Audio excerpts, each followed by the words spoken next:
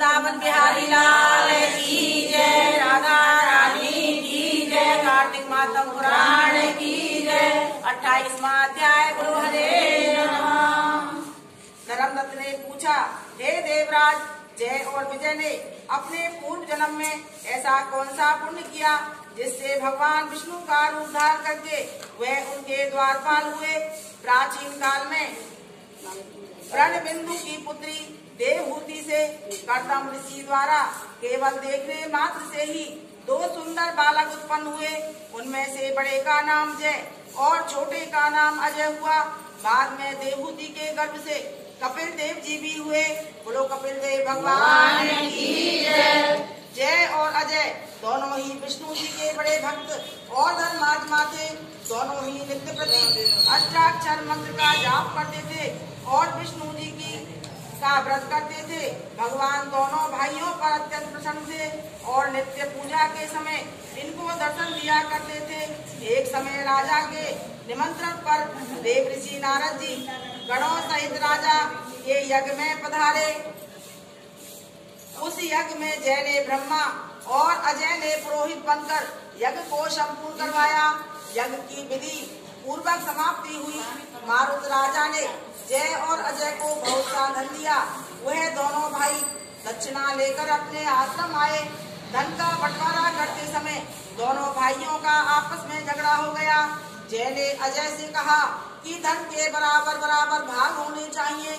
अजय ने कहा, जितना धन जिसको मिला है उतना धन उसी का है। तब जय ने क्रोध में आकर अजय को श्राप दिया, तुम धन लेकर नहीं देना चाहते हो, इसलिए तुम ग्राह हो जाओ। अजय ने जब दिया श्राप स्वीकार कर लिया और जय को श्राप दिया कि तू अभिमानी है, इसलिए हाथी हो जा। जब नियम पूर्वक दोनों की पूजा के समय जब भगवान उनको दर्शन देने के लिए आए तो दोनों ने भगवान से श्राप मोचन का उपाय पूछा। दोनों ने प्रभु से कहा, हे देव, हम दोनों आपके भक्त हैं, मगर हम हाथी की योनि में कैसे होंगे? कृपा सागर, श्राप से हमारा उद्धार कीजिए। भगवान विष्णु जी ने कहा, मेरे भक्तों की वाणी कभी असत्य नहीं होगी। यमराज भी इसको अन्यथा नहीं कर सकते। पूर्व काल में मुझे भक्तराज प्रहलाद के कहने पर स्तंभ से प्रकट होना पड़ा था और राजा अम्बरीश के कहने पर 10 अवतार लेने पड़े थे। अतः तुम दोनों अपने श्रापों को भोग मेरे लोक को प्राप्त होगे। इतना कहकर विष्णु जी अंतर ध्यान हो गए। फिर वह गंडकी नदी के किनारे मगर और हाथी हुए। जाति स्मरण रहने के कारण इस योनि में भी भगवान विष्णु का व्रत नियम पूर्वक किया करते थे। एक दिन कार्तिक की पूर्णमासी को वह हाथी स्नान करने को गंडकी नदी में गया। तब पिछले जन्म का श्राप स्मरण करके मगर ने हाथी को पकड़ लिया। तो हाथी ने भी विष्णु जी से कहा, विष्णु जी का स्मरण किया।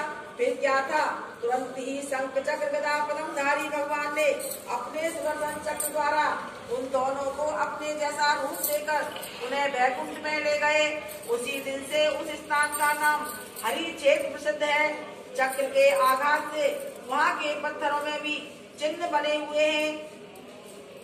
वह दोनों जय और अजय के नाम से आज तक संसार में प्रसिद्ध हैं। हे प्रिय, आपने विष्णु जी के द्वारपालों के संबंध में जो प्रश्न किया था उनका विस्तृत उत्तर मैंने दे दिया है। इसलिए हे ध्वज, तुम भी ईर्ष्या और दोष को त्याग कर नित्य भगवान विष्णु का व्रत करो। जगत के प्रत्येक जीवन को सम दृष्टि से देखो। तुला, मकर और मेष की संक्रांति में नित्य प्रातः स्नान किया करो। तुलसी वन की रक्षा किया करो। एकादशी का व्रत किया करो।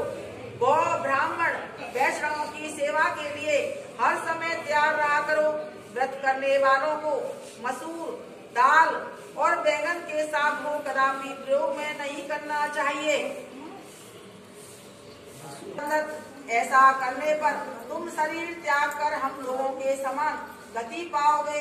भगवान विष्णु को प्रसन्न करने वाले इस व्रत के समान फल देने वाला तीर्थ, दान और यज्ञ दूसरा और कोई नहीं है। हे विप्र, तुम धन्य हो, क्योंकि तुमने विष्णु को प्रसन्न करने वाला व्रत किया है, जिसका आधा फल तुमने कलहा को दिया है। उसके बाद हम कलहा को वैकुंठ में ले जा रहे हैं।